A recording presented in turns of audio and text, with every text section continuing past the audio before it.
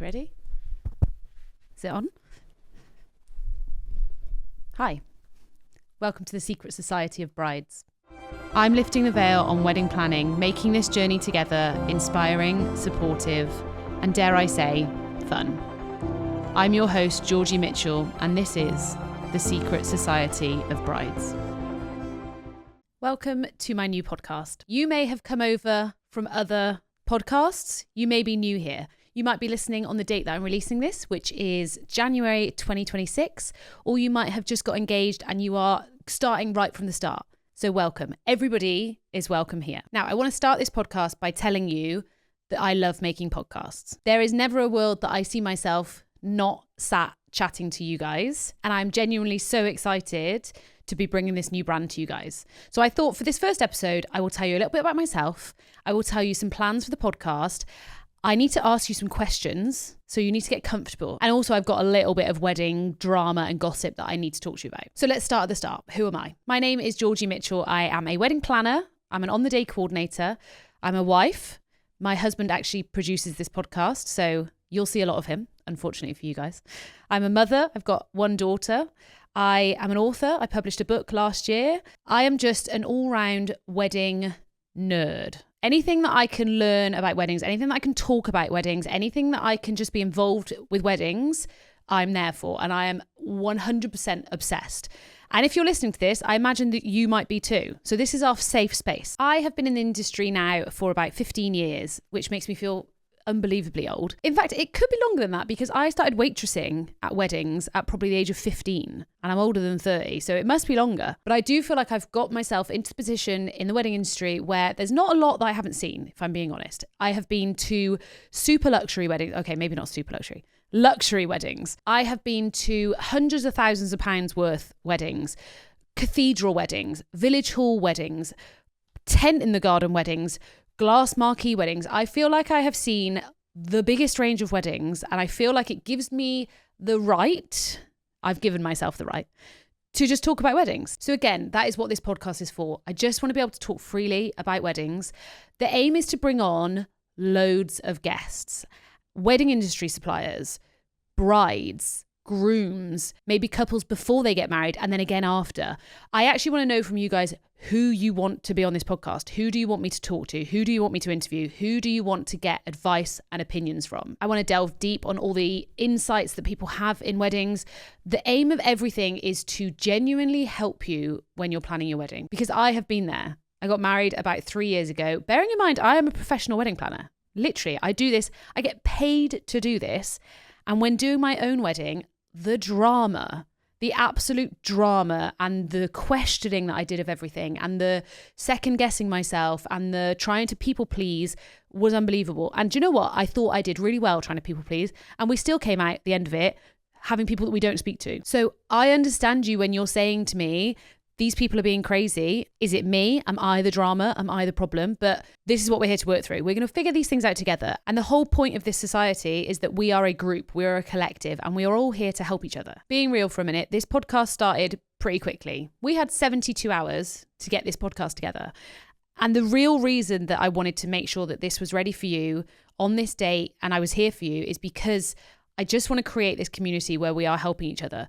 Wedding planning is such a lonely world, and it's really difficult when you're trying to plan the happiest day of your life and maybe expectations of other people aren't quite being met, or your partner isn't quite fully on board with everything you're saying, and the cost and the price tag that are associated with everything is eye-watering. I want your help to make this podcast and this community a safe space to come. A place where we can find the joy in wedding planning again, where we can bitch a little bit, where we can moan and cry and then get back up, dust off our wedding planning folder and carry on, because there is a deadline. There's a wedding date coming up. And like I said, I'm here. I'm Georgie. I'm your host. I'm going to take you through this whole journey and we'll do it together. And if you do want to catch up with me and if you do want to see what's going on here, make sure you go onto the socials and go and find the Secret Society of Brides. But anyway, that is enough about me. Welcome to the Secret Society of Brides. And with any good society comes rules, because rules make things fun. These rules are for not just this society and not just this podcast, but they are the golden nuggets that you should be keeping in your head throughout wedding planning. Like tattoo them on your hand so that when people are talking to you about wedding planning, you can just look down and be like, oh yeah, remember? So the first one, opinions are welcome, decisions preserved. Please do give me your opinion. I would love to know your opinions about the cake I'm going to have. I would love to know your opinion on whether you think this bridesmaid dress is a nice colour. I would love to know your opinion on how much your wedding cost in 1964. Because yes, Janet, it's more expensive now. However, the most important part of that rule is that decisions are preserved. I own my right to be able to listen to your opinion, note it, and ignore it if I want to. Same for this podcast. There are going to be a lot of opinions on here. 99% of them are probably going to come from me. My job is to give you my thoughts, my experience, and my opinions. If you do not agree with anything I say, that's okay.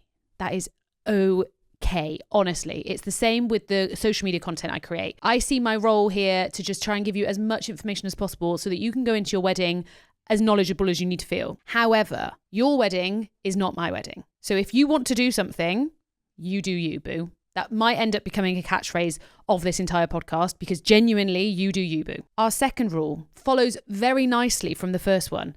This is inspiration, not instruction. And keep this in mind when you're scrolling on TikTok, and keep this in mind when you're scrolling on Instagram and Pinterest and all the other social medias that are popping up.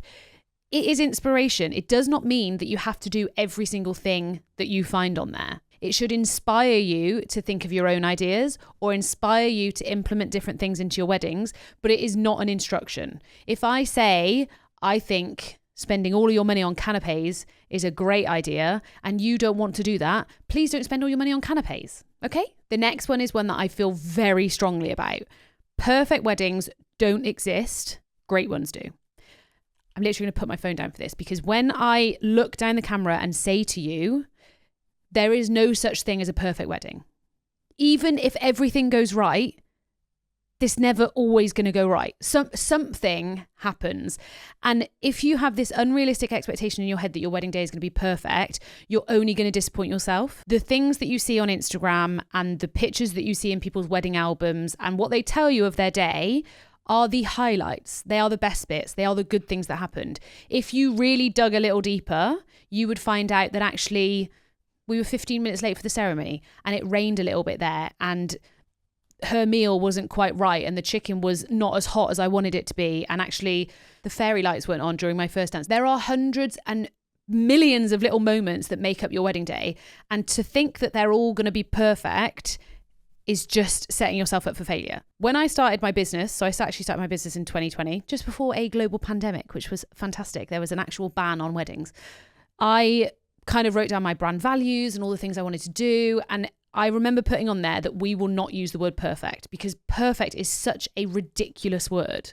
Perfect and perfection implies that nothing has gone wrong. So that to me would even include your wedding planning. If you think that you have had perfect wedding planning and a perfect wedding, I would love for you to come on the podcast, genuinely, because life is lifing. Do you know what I mean? It doesn't happen like that. So I want you to know that when you're thinking of wedding planning, your wedding day is not going to be perfect, and that is okay. And actually, I have examples of times when things have gone wrong at weddings that have made it. One little tiny example I can think of whilst I'm sat here is I did a wedding years ago, and it was back when cheese tiered cakes were all the rage. So they had this perfect cheesecake.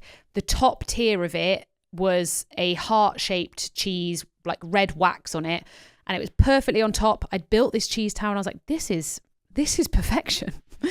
Left it for a little bit. It was set up as guests were coming in and they were all looking at it and they loved it.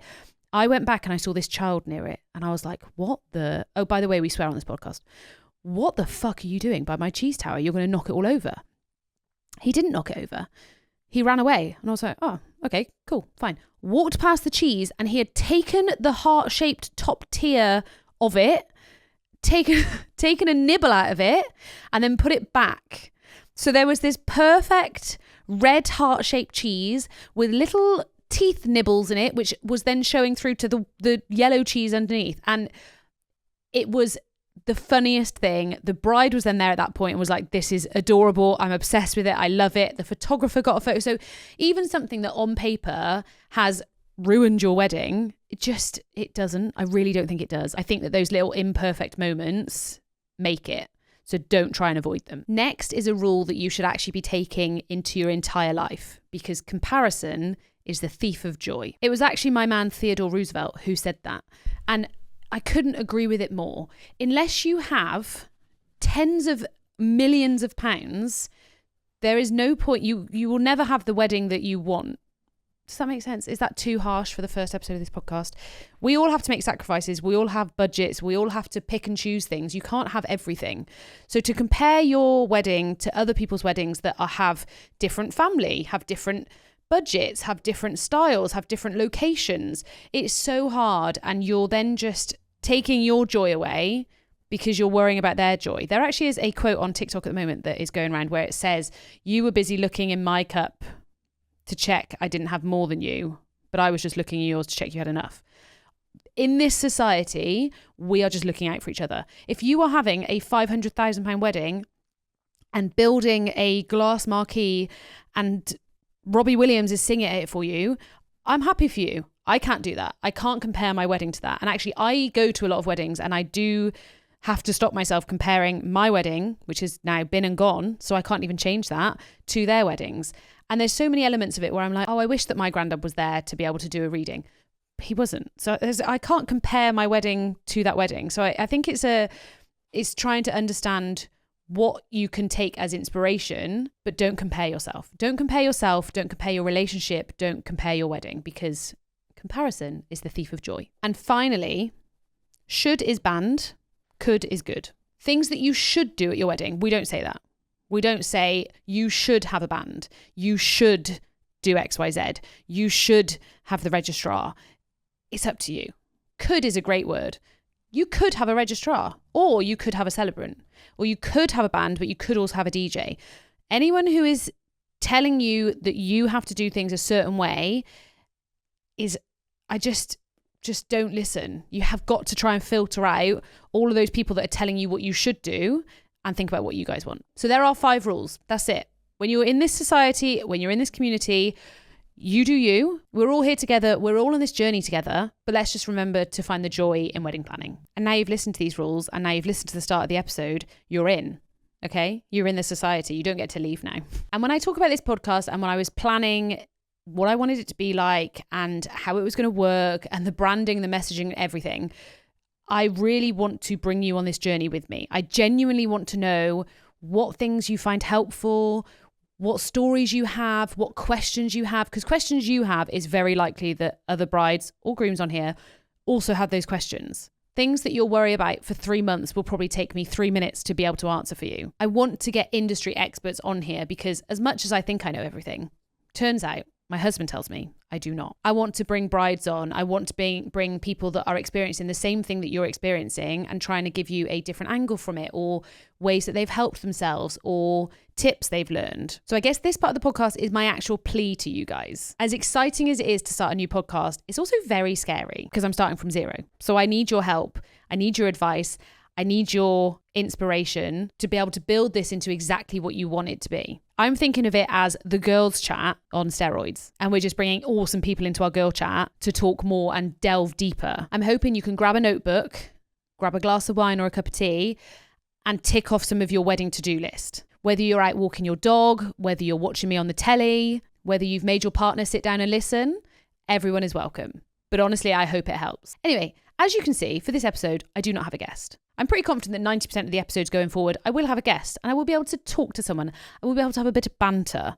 I have actually decided my first guest for next week, but you will have to stay tuned to find out who that is. But I've got so many stories that I need to tell you. I need to catch up with you guys. I know it's the first episode, but I need to catch up with my life and all the things that are going on. But for now, and for this episode, you've just got me. But there is something that I have been dying to talk about, and we're gonna dig into it together, and we're gonna have to do some kind of poll or a vote somewhere on whose side we are on, because I cannot possibly sit in front of a camera and not talk to you about what the hell is going on with the Beckhams and all of that wedding drama. Because when I saw the news for this, I was like, this is literally us normal folks' weddings. This is the drama that comes from weddings. And I genuinely believe that it's not the wedding that causes the issues.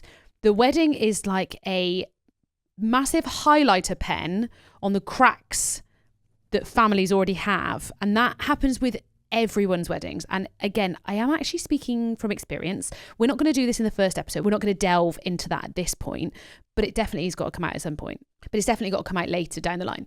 But for now, I have put together we're going to dig, guys. And again, I'm going to give you my professional opinion on these points. So Brooklyn Beckham marries Nicola Peltz in April 2020. So Brooklyn Beckham is the eldest child of Victoria and David, the English sweethearts and our real king and queen until now. Anyway, he's marrying Nicola Peltz, who is an actress and an heiress to her dad's billions. So when I first saw this, I was trying to bitch to my husband to be like, oh my God, blah, blah, blah, blah, blah. And he was like, yeah, the Beckhams have probably paid for the whole wedding. And I was like, hun, her parents are the ones that are rich. They're rich. Beckhams are peasants compared to them. So her dad is worth billions. So I don't think there was much issue with who was paying for the wedding. Anyway, the wedding is then this ultra luxury Palm Beach, Florida celebrity guest list, the whole 9 yards. They've estimated it at about £3 to £4 million. So let's go back. So the wedding was April 9th to 10th, 2022. So Brooklyn Beckham and Nicole Peltz get married at her dad's estate in Palm Beach, Florida. This is where all the drama is, because obviously Victoria Beckham is a fashion designer. So so obviously she's going to be wearing a Victoria Beckham gown. Anyway, Nicola chooses a custom Valentino for the ceremony, but the dress situation is the whole issue that has kind of kicked this off, in my opinion. At the time, Nicola had discussed plans with Victoria about doing a Victoria designed gown. So anyway, in 2022, when this is all happening just after the wedding, Nicola has said to people that Victoria's atelier, which is like her studio and designer and things like that, couldn't make the dress, which is why she then had to have a Valentino. Anyway, we all don't really care about this at this time. They just get married and it's all very cute. Then they are pictured together. They're all together. Everything's fine. In March 2023, Nicola attends Victoria Beckham's Paris Fashion Week with Brooklyn. Everything is fine. We're all good.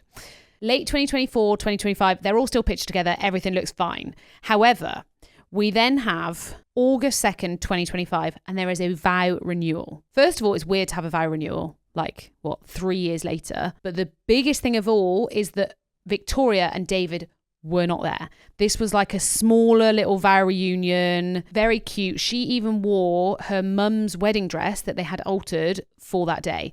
They've posted stuff on Instagram, the captions like only love, things like that. So it's very girls, we know girls. So I know that caption was very well thought out, and surely it's a petty thing. No, only love, as in only love was here, aka your parents aren't invited. Anyway, it all obviously then kicks off in January because Brooklyn posts on his stories all of the tea, all of the gossip. So he's basically said, first of all, that his mum has cancelled Nicola's wedding dress last minute in the 11th hour. They have tried to bribe him to give his surname rights away.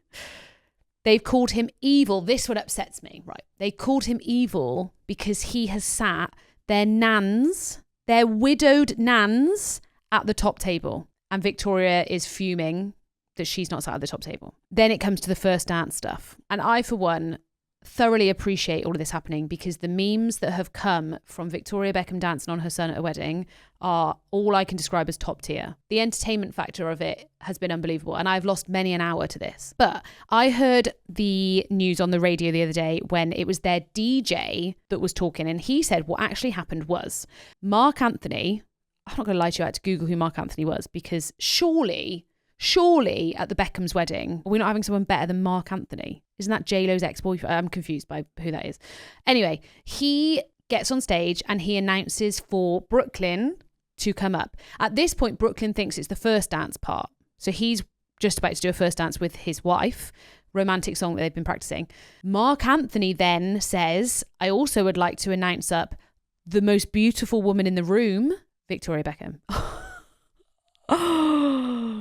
Savage, disgustingly savage. Anyway, Nicola runs out crying, apparently. And then Victoria, from what he said in his stories, she is dancing on him very inappropriately, which if I didn't work in weddings, I would say this is all ridiculous. None of this happened. This is crazy. Because I work in weddings, I can tell you that this is normal wedding day behavior. Like, the stories that come from weddings, you're always like, really? They actually, like, this stuff happens. So where are my thoughts on this? I think I'm more team Brooklyn and Nicola because, first of all, it's their wedding. They should get to pick who Mark Anthony picks onto stage. Nicola is still just a bride. And actually, she's a bride with probably a lot of pressure on her to have the most stunning wedding. She has got the Spice Girls at her wedding. Why didn't they perform? Anyway, she's got the Spice Girls at the wedding. She's got royalty, celebrities, everything. So the pressure is high. She then just wants to wear a Victoria Beckham gown. It doesn't work out for whatever reason, so she's upset by that. They're clearly just like all of our parents that we're in the situation of getting married. Oh, what do you mean the seating plan? Oh, what do you mean we're not sat at the top table? Oh, where are they sit? Like, nothing to do with you. We're sat down for like 2 hours. Let's just chill out. They also then apparently have said things to Brooklyn about how she's not blood, she'll never be family. It's all very Sopranos. But on the other hand, do we have parents that are just trying to be involved? Do we have parents that are paying for stuff? Even if they've gone halvesies, that's 2 million. Are they annoyed then that they're not sat on the top table despite paying for it? Was it just a timeline thing that Victoria couldn't sort of dress out for her? I don't know. And is it just family drama that is all being pulled to the surface by us lot? So I am going to put a little bit of a poll over on Instagram because I am desperate to know where you sit, because I've genuinely seen so many things online from both sides of it, of people being like, he would have nothing if it wasn't for the Beckham name, she's controlling him, blah blah blah. But on the other side, then there's people that are like, these kids they literally did a vow renewal so that they could forget the bad memories that they have from their wedding. And I reckon if I interviewed 100 people who have got married, this is just my stat, do not hold anyone else to this, I reckon 50% of them would want to do a vow renewal or do something that would help them forget some of the stuff that went wrong at their wedding. I would be in the voting, yes, give me a vow renewal camp. But what is our moral from this story? First of all is that even the rich and famous struggle with wedding planning. They get caught up in emotions and drama, and the biggest thing is expectations. You're expecting to sit on the top table. That's an issue in itself. It's not your wedding day. You did your wedding day. You chose to wear purple. You know, that's your own fault. Don't now come and try and use this wedding to do it how you wanted to do it. And the final moral is you're going to piss someone off. I promise you, when you're doing your wedding planning, you are going to piss someone off. So you might as well just do your wedding how you want to do it. Because I'd rather be able to look back at my wedding and be like, oh, that was very us. I'm proud of everything we did, rather than trying to please people and trying not to rock the boat and then rocking the boat anyway and regretting it later. So maybe it helps with all the drama that you might have for your wedding to think, actually, do you know what? Even the Beckhams are going through this. Or even it's just a little sign to you that weddings do unfortunately bring out the worst in people. But do not fret, do not worry, this has all got a bit depressing. It also brings out the best in people. And despite whether things go wrong on your wedding day or whether you do upset people, hopefully you will have the best time. And that is what the wedding planning is for, is to ensure that you guys are going to have a great day, because it's your day. So you should do it however you want to do it. But without all the drama, ignoring all that, I do have to make a point in favour of Victoria Beckham. Not her, but in favour of mothers of the groom.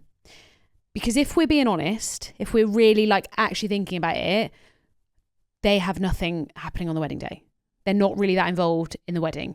It's not their daughter getting married, so they don't get to do the dress fitting. The guys aren't inviting them to groom suit try-ons. They might not be invited to the hen do. They are quite left out, if I'm being honest. So what I did want to give you in this episode, this can be the little golden nugget of information that you can take away with you. But these are my key ways to include a mother of the groom in your wedding day. And it is going to depend on your level of like for the mother-in-law. I'm not going to lie. So as I said, as we've learned for our rules, we're still new here, so we're still learning. So we need to remember that these are opinions and that this is inspiration, not instruction. So I'm going to give you 8 ways to include the mother of the groom on your wedding day. Number 1 is a buttonhole or corsage. They are cheap. They are thoughtful. They make them feel loved. They make them look special. It's a very easy add-on that they can then have, which makes them clearly look part of the wedding party. That one for me is a really easy, nice way of including them. Number 2 is a reserved seat in the ceremony. They should have a chair that they are sitting on in the ceremony. They should not be walking into that ceremony room and be sat 7 rows back. It's nice to think about them. It's nice to see that they've got somewhere front and center maybe where they can see, in this example, their son getting married. Okay, that feels like a bare minimum. Remember the bare minimum or princess treatment? These are both bare minimum. Next up is they could be a witness for your legal ceremony. So when you legally get married, you need at least 2 witnesses to sign the certificate to say that they've seen you get married. I reckon 80% of the weddings I do, both mums are the witnesses. So it's a really nice way to include them. It's not that big of a deal. And the level of involvement is literally when you sit down to sign the fact that you've just got married, they come over, they also sign it, and they take a photo with you. Bob's your uncle, sit back down. Number 4, whilst we're on photos, is to ask them if there's any particular photos or group photos that they would like to be involved in. I think, again, bare minimum treatment is that you should be doing a photo with you guys and the mother of the groom, maybe the father of the groom if they're together, but they should be in a family portrait. But going the extra mile, giving her the princess treatment, is saying, are there any other photos? And she might turn around and say, actually, I would really love one of all of us plus my sisters and their part, like a big family photo. It takes 5 minutes to do one photo. Like, it's fine. If you're going to be nice, let's do that photo for them. Number 5 is a reading. Could they do a reading in your ceremony? I've seen where both mums have come up together and done a reading. I've seen when they write their own poems for you guys. I've seen when they talk about your love story. I've even seen mums officiate the wedding. Now, again, your level of friendship might be different. So it might be a case of saying, here's the reading that we found. Will you read it for us? Or we'd like you to do a reading. You find something that you think is suitable. And then maybe check with us first. Number 6 is to do a speech. I know some of you are like, absolutely not. Look, some mothers of the groom are fantastic speakers, have got funny things to say. Maybe you even do his mum and dad do a speech together. I do find it weird sometimes when it's weddings and the groom's parents and groom's family are literally nothing to do with anything. And it's just because tradition dictates that. So you have the mother of the bride putting the dress on and seeing each other, and then the dad's walking down the aisle and the dad does a speech and the dad hands her over, and there's a lot of that side of the family. I do get why there sometimes is some animosity between the groom's family and the bride's family, because clearly one is more important here in the eyes of weddings. So anyway, maybe doing a speech is a cute idea. Number 7 is doing a first look with her son. Or with you. I think first looks are massively underrated. I love grabbing a group of people, bringing them over, eyes closed, bride is stood in front of you, 3, 2, 1, open your eyes. And it's just a moment where they feel, it's awful, but they feel more important than the other guests that are there because they get to see you first. So if you are close with your mother-in-law, maybe doing a first look with both the mums is a really lovely idea. You get a chance to see her, you give her a kiss and a cuddle, and then she goes and sits in the ceremony. Alternatively, and it is one I love, is when the mums do a first look with their son. Because this is, I think we forget how much of a big deal this day is for her. And look, I'll be honest, maybe I'm getting a little bit more sentimental now I'm getting older and I'm thinking of my daughter getting married. But if I had a son, I'd be like, oh my God, how do I be involved in this day? How do I get to see everything? How do I get to see my baby boy in his tuxedo? Like, I get it. You have got to try and put yourself in her situation. And maybe we just bring some extra kindness to the day. And also, if you don't really like her, you don't have to see that. That's a first look between them two. All you do is you speak to your photographer, speak to your coordinator. Guys, I will harp on to you about coordinators in more episodes, but get your coordinator or someone to set up where mum is somewhere, groom comes in, they just get a moment. She should get to see her son in a nice moment before everybody else does. So that one to me is a really nice way of including her. And finally, and this is an easy one, and again, I do actually think is bare minimum if you're on good terms with your mother-in-law, but they should be mentioned in the speech. Actually, a lot of weddings, when the groom starts to speak about his parents, is the thing that gets him, is the thing that makes him choke up, and then I choke up, and then the bride chokes up, and then the photographers cry, we're all gone. Because I think sometimes you forget, like when you're saying nice things about your parents, when you start to talk about them, it just hits you. And I think it's adorable. So if you're not doing a speech yourself, but your partner is, I would speak to them about, just to check you've got a section of your speech about your mum, because she's important to you. Talk about childhood. Obviously, this is a 2-minute section of a 10-minute speech, 1-minute section. Your childhood, what they've done for you. Do you want to make them proud? Things like that. So that to me is a bare minimum mentioning your mum. So that was my little golden nugget in this podcast of just a tip. Take those away with you, have a look at them all, try and decide. You might want to do all of them, you might want to do none of them. And as we said, that's okay. You find your level of comfort. But let's just take a moment. Let's just keep them happy so we don't get a Victoria Beckham grinding on your husband moment. Okay? Anyway, guys, we are nearly at the end of this episode. The very first episode of the Secret Society of Brides is nearly at an end. And obviously this isn't the normal format. Normally there'll be people with me. So I would like to always end with a question from you guys, or if you've got any drama you want to air. But obviously I don't have anything right now. So I'm going to have to call in some support and ask my husband. I should probably introduce him. He's going to be on here a lot, actually. Brian. Brian is my husband. He edits the podcast. He films the podcast. He makes all the stuff. He does everything that I don't want to be doing. So we must be kind to Brian and we must keep Brian on our side. And I don't know if you've ever watched The Girls' Bathroom, but you know when they all call him Brian? Like, he is literally our Brian. So when we're moaning about guys now, we'll just think of my Brian. At some point, guys, we might even get him his own microphone. But for now, you're just going to have to shout the question at me. Okay, if you didn't hear, Brian basically said, if you have got people that are dramatic coming to your wedding, how do we mitigate that? How do we make sure that they're not going to kick off and cause a scene? This happens a lot. I think people worry more about the drama in the lead up than on the actual day. I think 90% of the time at weddings, people are on their best behavior. Okay, all of their family are there. All of your family are there. You've got a lot of support around you that hopefully when things are kicking off, it's not kicking off. It's more people that are just like, oh, I'm going to go home early, or I'm going to go and sit over here. So it's very rare that I see it kind of up in arms and it's all going wrong. So first of all, I would say maybe don't lose sleep on that. If there are people that you are worried about on your wedding day, I did see a thing on TikTok earlier actually that said to give your bartender photos of the people that are a liability and get them to water down their drinks. I'm quite sure legally that's not allowed, but I love the idea of it. I would like them, I'd like a framed picture behind the bar with like a no serve sign. That would be funny.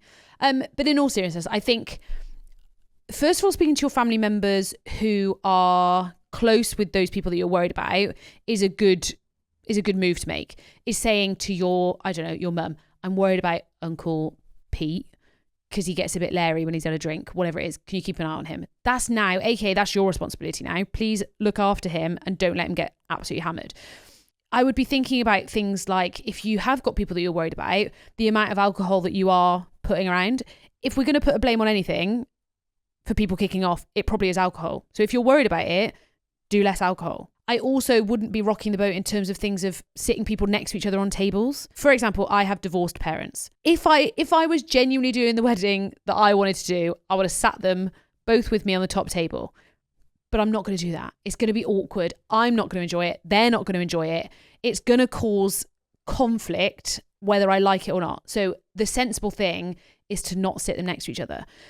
Even to the point where I made sure that the side of the top table my dad was sat on and the table that my mum was sat on were the opposite ends of the room. Like, literally couldn't have been further away from each other. So I think you can definitely put some things in place to ensure that you're not poking the bear. And very finally, if you are very worried about somebody, don't invite them to your wedding. Allow the drama. I don't want you at my wedding because the last wedding you went to, you got drunk, naked, and sat in the fountain. I think you've earned the space to say, I don't want you at my wedding. Sometimes the conversation is hard to have, but do you actually want to be worried on your wedding day about somebody? Because honestly, you're going to be too busy for drama.